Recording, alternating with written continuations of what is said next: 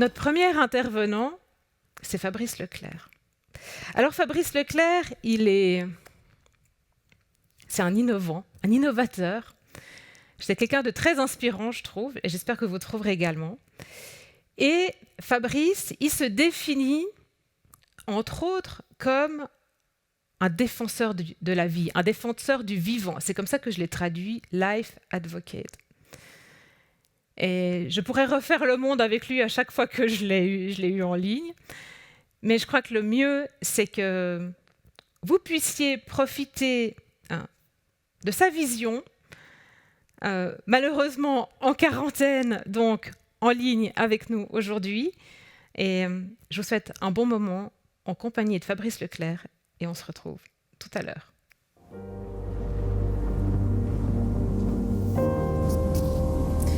Ici, nous avons partagé nos premières histoires et imaginé notre avenir autour d'un des tout premiers feux il y a 50 000 ans. Je vous parle depuis la Vallée éternelle, un endroit culte de la régénération de la vie et de l'innovation. Au cours des millénaires, nous nous sommes toujours retrouvés ici pour nous rappeler d'où nous venons, qui nous sommes, pour nous régénérer simplement comme nous le faisons lorsque nous rentrons à la maison. Eh bien, ce moment est revenu. Nous avons tous le pouvoir de rêver. C'est peut-être grâce à ce pouvoir que nous avons parcouru la Terre à la recherche d'une vie meilleure. Au début, nous pensions que la Terre était infinie, mais nous avons très vite réalisé qu'elle était en fait toute petite. C'est ce que ressentent les astronautes lorsqu'ils vont dans l'espace et qu'ils voient un tout petit point bleu qui est la Terre. Ils se rendent compte que tout dépend d'elle, c'est une expérience qui les transforme. Eux qui viennent de la technologie et du désir de conquête de l'infiniment grand, ils réalisent que la vie dépend entièrement de ce petit point bleu. Et souvent, nous nous souvenons de la valeur de la vie qu'après nous en être éloignés. C'est exactement ce que nous ressentons aujourd'hui.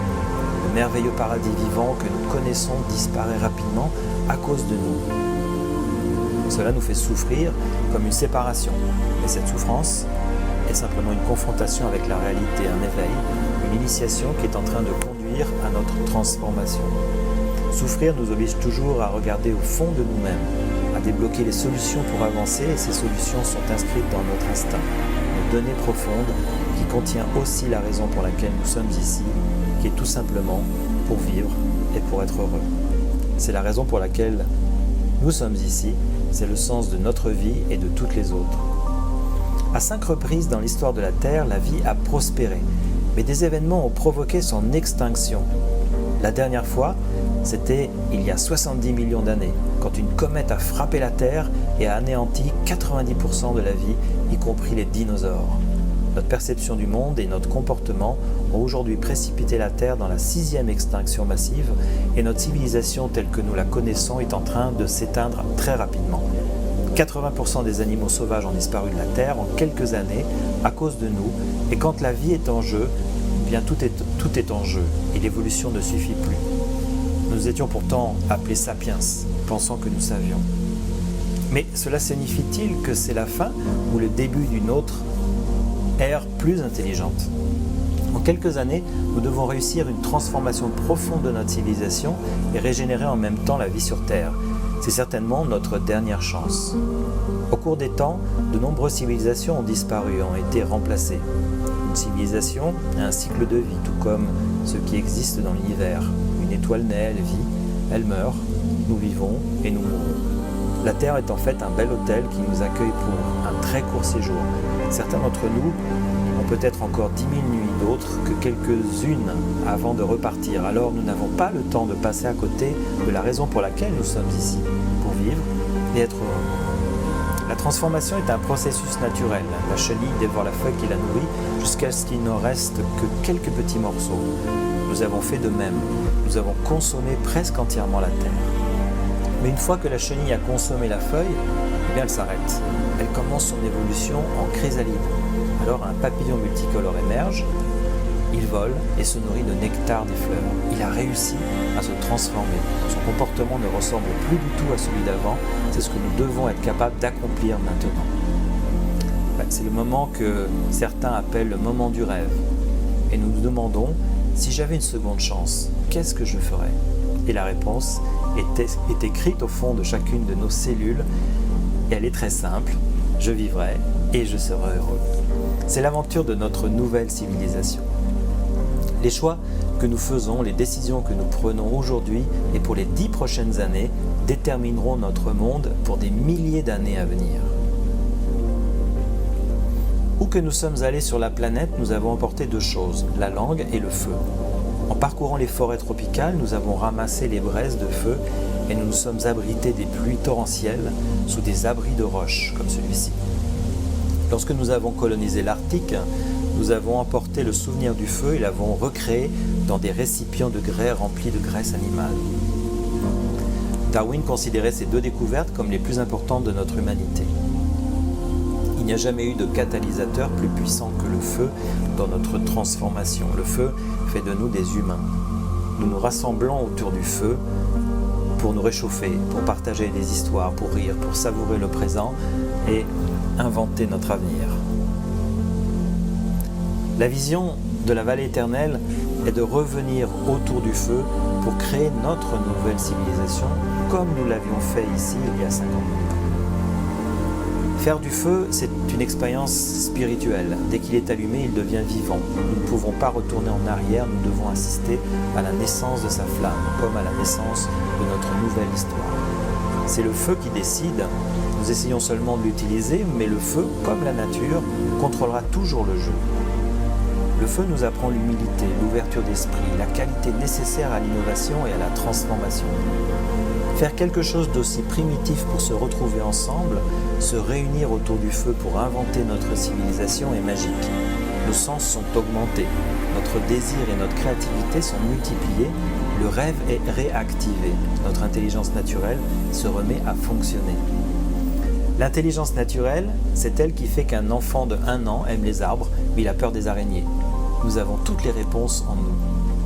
Albert Einstein est arrivé à la conclusion que la nature est la clé pour tout comprendre, comme Leonardo da Vinci, qui a aussi dit que dans la nature, tout a une raison et que si nous comprenons cette raison, nous n'avons plus besoin d'expérience. Alors, quels sont les codes contenus dans notre intelligence naturelle et comment l'utiliser maintenant pour nous régénérer ? La première est que nous dépendons de la nature pour chaque bouchée de nourriture, chaque respiration. Nous pensions être au centre du monde, alors qu'en fait, nous n'en sommes qu'une toute petite partie, une espèce sur à peu près 20 millions qui existent. Nous pensions qu'il y avait nous et la nature, alors que nous ne faisons qu'un. Tout ce que nous connaissons est fait d'eau, d'air, de sol vivant et reçoit son énergie du soleil. Ces éléments sont les fondateurs de tout ce qui existe et doivent maintenant être conservés et régénérés. Le monde vit essentiellement grâce à l'énergie solaire. Les plantes captent 3000 milliards de kilowatts par jour, soit 20 fois les besoins de notre civilisation actuelle. Aujourd'hui, nous savons comment capter cette énergie. Dans moins de 20 ans, nous pourrons nous alimenter seulement avec le soleil si nous le choisissons dès aujourd'hui. Et l'eau, c'est la vie, bien sûr. Sous ce feu coule une des plus anciennes sources sacrées. Elle s'appelle l'Éternel. Protégée et étudiée depuis un demi-siècle par les scientifiques, l'Éternel est le nom d'une des toutes premières sources vraies connues de l'humanité et la plus ancienne source d'eau découverte en Europe à ce jour. Sa pureté et son énergie sont extraordinaires et demeurent en partie inexpliquées. C'est une source sacrée. Ceux qui la connaissent témoignent de son pouvoir régénérateur naturel. Les habitants disent même qu'elle apporte la longévité à ceux qui en boivent. Emoto Masaru, auteur du New York Times best-seller Les messages cachés de l'eau, l'a étudiée et a déterminé qu'elle avait une énergie unique au monde.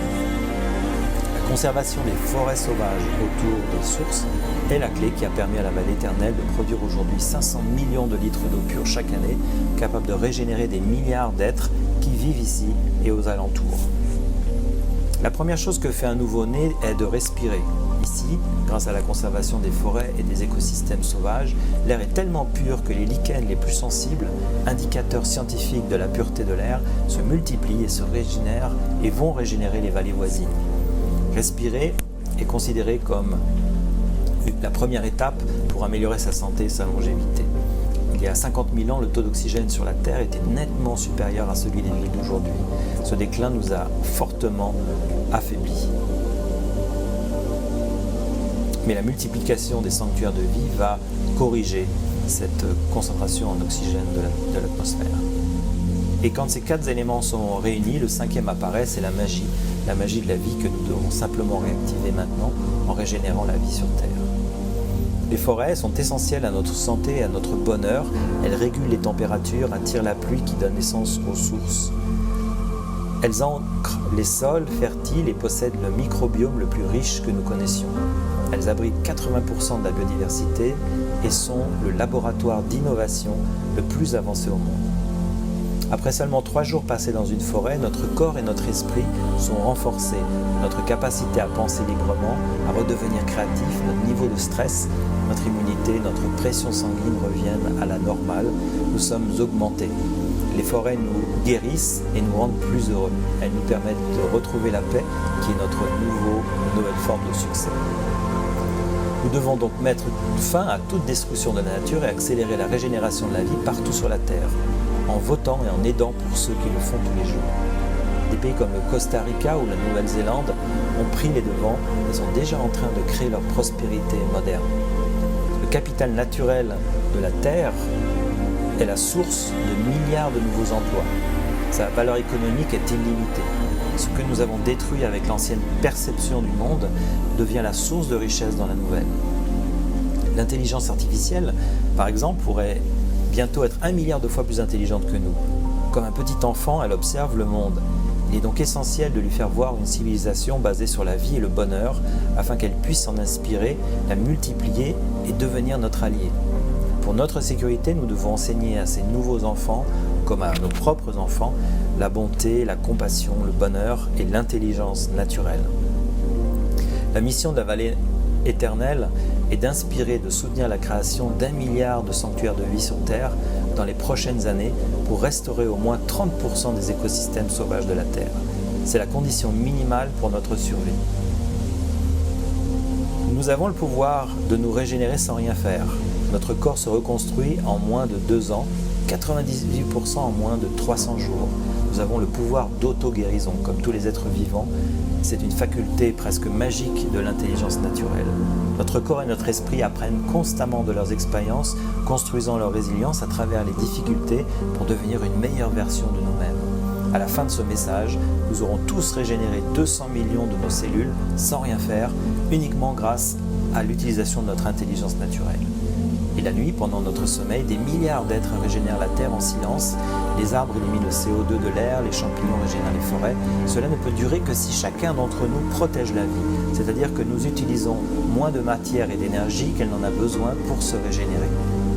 En régénérant 30% des espaces sauvages de la Terre, nous aurons éliminé les problèmes de nourriture et de pauvreté, car lorsque nous avons de l'eau pure, de l'air, des super aliments naturels gratuits à volonté, nous devenons les personnes les plus riches au monde. Les technologies naturelles ont des milliards d'années d'avance sur les technologies actuelles. La bio-inspiration et le biomimétisme, par exemple, sont déjà inspirés par la nature. Mais la solution est simple. Il faut simplement laisser la nature faire ce qu'elle fait de mieux, innover, fabriquer, utiliser et recycler à l'infini et utiliser ces lois en synergie. Nous aurons alors la force d'inventer un nouveau monde. Notre nouvelle aventure consiste simplement à redécouvrir la Terre, en donnant aux plantes et aux animaux le temps et l'espace dont ils ont besoin pour rebondir. Dans moins de 10 ans, si nous arrêtons la pêche intensive, les océans se régénéreront. Si nous arrêtons de couper les arbres, la forêt va se régénérer. Depuis le début de ce message, la vallée éternelle a converti 2 tonnes de carbone en oxygène pur. 5000 nouvelles vies auront vu le jour. La première cellule qui est apparue sur Terre a survécu parce qu'elle a formé une symbiose. La première forme d'intelligence naturelle, elle a 2 milliards d'années. Cette première cellule a réussi à se multiplier et à créer des organismes plus grands, des plantes, des animaux, nous, à chaque fois parce qu'elle avait l'intelligence de prendre moins que ce que son environnement était capable de régénérer. Nous nous sommes ensuite rassemblés en communauté, dans des abris comme celui-ci, dans des villages, des villes, et chaque fois nous avons réussi si nous étions capables de symbiose. Et aujourd'hui, alors que nous avons colonisé la Terre et créé un village global, la civilisation va réussir si elle est capable aussi de symbiose avec la vie. Nous avons grandi avec la perception que seuls les plus forts survivent et que la concurrence est la règle. Mais en pensant ainsi, nous avons fait de la Terre non plus un paradis, mais une zone de guerre. Cette idée de compétition nous a fait croire que nous pourrions être au centre de tout. Mais percevoir ainsi la vie nous a poussés à nous concentrer sur nous-mêmes et par conséquence, nous avons oublié notre vraie place dans le monde. Nous nous sommes affaiblis. Notre intelligence naturelle démontre exactement le contraire. Tout est collaboratif dans la réalité, tout est connecté. La vie fonctionne toujours en symbiose. Le chaos, comme la maladie, apparaissent quand il n'y a plus de symbiose. Quand nous prenons plus que ce que nous sommes capables de donner en retour et de nous régénérer. On nous a dit par exemple que les arbres de la forêt étaient en compétition pour les ressources et la lumière, que seuls les plus forts allaient survivre. Eh bien en réalité, c'est exactement le contraire. Les grands arbres qui reçoivent la lumière du soleil partagent leurs nutriments avec les petits à travers une matrice de mycélium. Les grands arbres perdent généralement leurs feuilles en hiver et laissent à leur tour les rayons du soleil entrer et nourrir les petits arbres qui sont généralement à feuilles persistantes. Donc ces petits arbres redonnent ensuite aux grands arbres les nutriments et l'énergie qu'ils ont captés du sol en hiver. La forêt utilise l'intelligence naturelle et les plantes sont le meilleur modèle pour nous apprendre à prospérer. Donc nous n'avons pas besoin d'un changement systémique, mais d'une perception plus pragmatique du monde. Et je suis vraiment optimiste, car je sais qu'en changeant cette perception, nous allons réussir. Avant la course, les champions visualisent leur victoire, tout comme nous pouvons maintenant visualiser le succès de notre nouvelle civilisation vivante. Un jour, un homme qui avait acheté beaucoup de choses, pensant que c'était la source du bonheur, a dit à son ami « Tu vois tout ce que j'ai ?» Et son ami lui répond « Oui, tu as beaucoup de choses, mais j'ai quelque chose que tu n'auras jamais. » « Mais c'est impossible, j'ai tout ce que tu pourrais jamais rêver d'avoir. » « Eh bien non, lui répond-il, moi j'en ai assez. » Alors devant ce petit feu, je peux respirer, manger, boire de l'eau, de source, me réchauffer. Si je parle, c'est parce que je suis là, c'est le pouvoir de la gratitude. Être reconnaissant pour ce que nous avons déjà nous rend déjà heureux. La vallée éternelle est une infime goutte d'eau dans la grande bleue, mais elle a gardé les clés de notre intelligence naturelle, de notre capacité à rêver et à nous transformer. Et nous avons tous une toute petite vallée éternelle dans notre cœur, la mémoire d'un lieu naturel où nous avions l'habitude de jouer, un lieu où nous avons grandi, où nous nous rappelons à quel point la nature est vitale pour nous et est la clé de notre avenir. Et le paradis a toujours été là, il nous faut simplement accélérer sa régénération et redécouvrir la prospérité et le bonheur illimité qu'elle procure. La première cellule qui a réussi à vivre il y a 3 milliards d'années l'a fait parce qu'elle avait cette intelligence. Alors, nous sommes peut-être intelligents, mais cela ne suffit plus. Nous devons maintenant être sages. Et autour d'un petit feu, alors imaginez une nouvelle fois.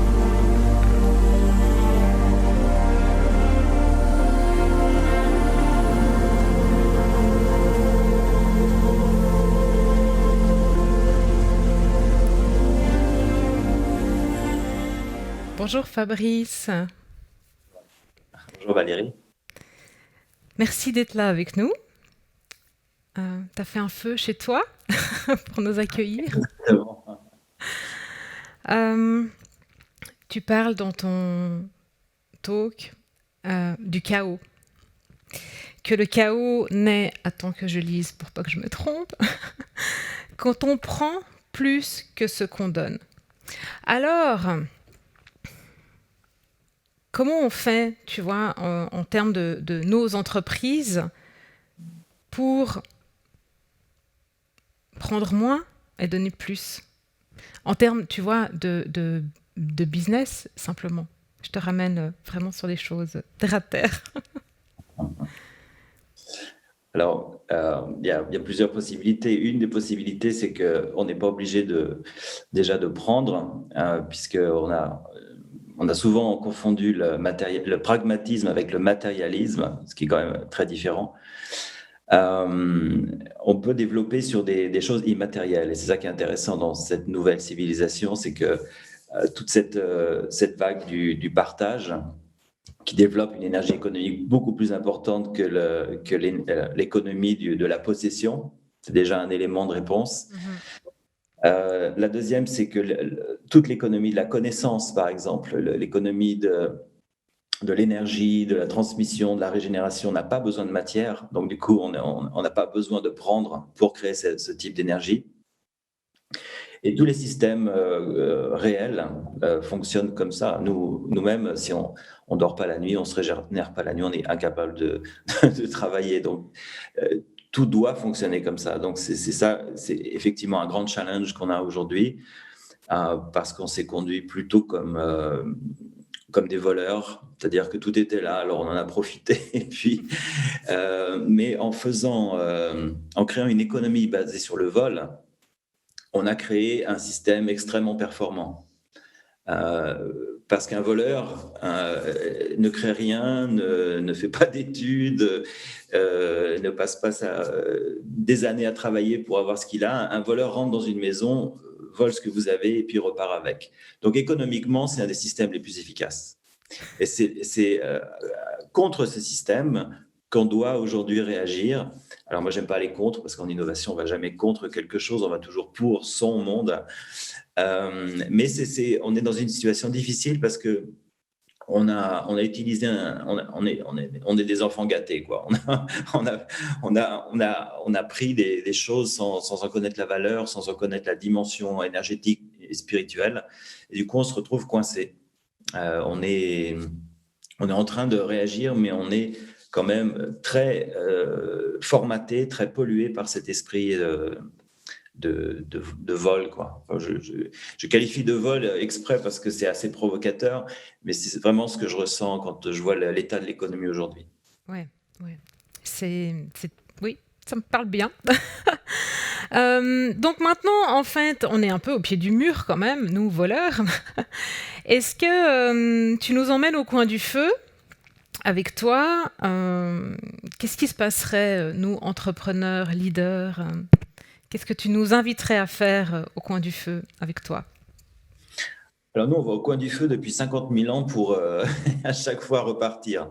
Le feu, c'est symbolique évidemment, mais c'est en même temps un endroit où on est tellement nous-mêmes, on est réchauffé par la chaleur du feu, on peut discuter librement, on est en dehors des systèmes qui peuvent nous influencer, donc on redevient nous-mêmes en fin de compte. Et dans l'innovation, souvent on doit revenir à cet état presque d'enfant où tout redevient possible. Où on invente des nouveaux mots, on invente des nouveaux, on libère notre vision. Et donc le feu est un catalyseur de ça. Et j'ai décidé de revenir autour du feu parce qu'on l'a fait il y a 50 000 ans pour inventer notre civilisation. Et aujourd'hui, il est temps de le faire. Et donc revenir autour du feu, c'est important. Ok, merci beaucoup. En même temps, c'est une version très humble. Là, on dépend d'aucune technologie, sauf de la technologie naturelle. Donc, c'est une espèce de détox, de se retrouver soi-même pour vraiment se poser la question, qu'est-ce que j'ai vraiment envie de faire? Voilà, c'est ça. C'est ce que les Anglais appellent le Great Reset. Donc, comment je vais faire ça? Et là, on est obligé de se retrouver face à soi-même et puis de se mettre dans un environnement qui accélère l'innovation, qui typiquement la nature. On n'a jamais eu de bonne idée dans un bureau, je pense. Pardon. Donc, non, forcément, parce que le bureau n'est pas du tout le design qui correspond à notre physiologie. Donc, du coup, dans un bureau, nos hormones de stress augmentent. Tous les scientifiques le savent bien, on l'a testé depuis longtemps. Par contre, dans la nature, tout redevient beaucoup plus performant. Mm-hmm. Donc, je t'interromps juste parce que je vois, mes collègues me font signe qu'il y a des questions. Alors, comme ça, on peut les prendre. Merci beaucoup. Vas-y, Frédéric. Oui, bonjour Fabrice et Valérie. On a des questions sur 2 thèmes principaux. Alors, tout le monde est d'accord sur tout ce que vous avez évoqué sur le retour à cette intelligence naturelle, mais comment le faire? Comment se reconnecter à cette intelligence naturelle, et en particulier dans l'entreprise? Et au-delà de ça, en fait, un autre thème, c'est est-ce que finalement l'intelligence artificielle que vous avez évoquée ne pourrait pas être par moment en compétition avec cette intelligence naturelle? Merci. Ok. Alors, comment faire? C'est simple, il suffit d'observer comment fonctionne la vie. Donc, en entreprise, on peut inviter des biologistes, on peut inviter des scientifiques, des gens qui savent comment ça fonctionne réellement. Parce que l'entreprise, souvent, c'est un peu déconnecté de tout ça, et donc elle a créé son monde qui est déconnecté. Donc, il faut pouvoir retrouver la connaissance pour se reconnecter. Alors ça, on le fait avec des gens qui savent, des experts, souvent de domaines qui ne font pas partie de l'entreprise ou qui ont été mis à l'écart de l'entreprise. Beaucoup de médecins connaissent ces clés, beaucoup de biologistes connaissent ces clés, beaucoup Donc, il faut réintégrer ces données, observer simplement comment fonctionne une forêt et vous aurez tout compris. C'est ce que disait Da Vinci ou que j'ai cité. C'est qu'en observant comment fait la nature, on comprend tout. On a besoin de rien d'autre. Voilà. Maintenant, est-ce que l'intelligence artificielle est concurrente de l'intelligence naturelle? Tout dépend de ce qu'on lui fait voir. Parce que l'intelligence artificielle, elle est en train d'analyser ce qu'elle voit. Donc, si on lui fait voir un monde agressif, compétitif, etc., elle va amplifier ce monde. Elle va créer une intelligence qui va se nourrir de ce monde-là. Alors que si on lui montre les lois naturelles, elle va nous aider à aller dans notre sens, dans le sens de la vie. Donc tout dépend de ce qu'on lui... C'est comme un enfant. Si on lui montre des choses différentes, l'enfant va être éduqué de façon différente et on doit éduquer l'intelligence artificielle. Donc, en fait, bon, l'intelligence artificielle, on sait certains savent qu'elle peut apprendre toute seule, mais à la base, il y a un être humain, en fait, qui la programme ou qui l'accompagne. Cet être humain un ingénieur, pour faire court, après je ne suis pas une spécialiste de l'intelligence artificielle, donc je ne peux pas venir mettre des étiquettes dessus, mais cet être humain qui est derrière son écran et qui fait du code, lui, c'est hyper important qu'il soit reconnecté à cette intelligence naturelle. Alors oui et non. Oui, toutes les technologies ont besoin de l'esprit. Si on développe l'énergie nucléaire, on peut... avec l'énergie nucléaire, on peut créer des maisons ou on peut les détruire. Donc, à la base, il y a l'esprit. C'est l'esprit qu'il faut travailler maintenant. C'est la source de tout. C'est l'énergie. Si vous voulez créer une marque de chaussettes bleues, au départ, vous rêvez d'avoir une marque qui vend des chaussettes bleues. C'est purement énergétique et purement spirituel. Et ensuite, ça va se matérialiser. Et on sait que dans la maladie, c'est exactement pareil. Ça commence toujours d'une matrice énergétique qui ensuite, si elle devient chronique, enfin, si elle se construit, si elle s'amplifie, elle se matérialise.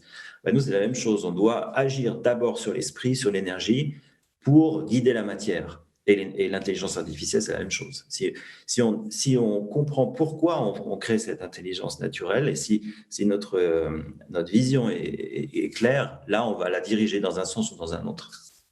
Par contre, si on fait de l'intelligence artificielle pour faire de l'intelligence artificielle, parce que c'est sympa aujourd'hui, là, du coup, on prend effectivement le risque de perdre le contrôle et de ne pas savoir pourquoi on travaille sur cette intelligence artificielle. Alors, encore une fois, tout part de la vision. Ouais, tout part de ce qu'on a envie de faire dans notre vie. Voilà, on n'a pas beaucoup de temps ici, et donc ce qu'on fait chaque jour est extrêmement important. Voilà, donc il ne faut pas... quand on se réveille et si on travaille sur l'intelligence artificielle, on ne va pas chercher à développer l'intelligence artificielle, mais voir comment on peut rendre le monde plus heureux. Voilà. Moi, c'est ce que je ferais après. J'adore. C'est pas moi qui vais dire le contraire. Mais du coup, l'intelligence artificielle, finalement, c'est un outil. Comme on a des moyens de transport, comme on a nos jambes, comme on a des mains, comme on a une équipe pour nous aider à avancer. Ça dépend aussi. C'est comme les réseaux sociaux. Les réseaux sociaux ne sont pas des outils puisqu'ils nous manipulent. Donc, du coup, ils ne correspondent plus du tout à la définition d'un outil. Un outil, c'est quand même, c'est quand même quelque chose qui nous sert à accomplir une tâche. Or, les réseaux sociaux, les algorithmes aujourd'hui, nous influencent, arrivent à détecter, à nous créer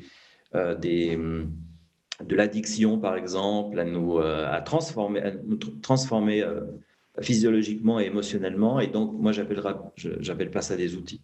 Ok. Ouais. Un marteau, c'est un outil, quoi. J'appelle ça plutôt des outils de manipulation, mais c'est pas des outils. Ouais. Non, mais je suis d'accord avec toi. On en a fait quelque chose de pas fantastique, quoi. Dis, Fabrice, c'est quoi, toi, ta vision de l'entreprise du futur? Elle est comment, cette entreprise?